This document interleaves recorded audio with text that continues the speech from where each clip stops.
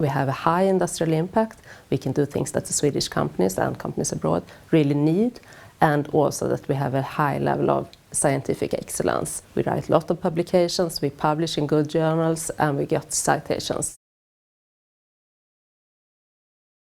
I have been the theme leader for this theme called Smart Assembly, and as you can hear from the title, it focuses on assembly, the assembly process, and we look at how we can improve the assembly process, and we want to improve the geometrical quality, and we want to reduce the cycle time. So that is the main goal of this theme.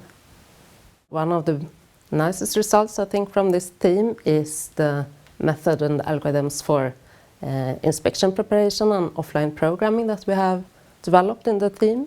And those are methods to speed up the inspection when we inspect a number of parts, and we can reduce the inspection time with around 25%, and we have also seen that we can reduce the programming time with up to 90% using those algorithms.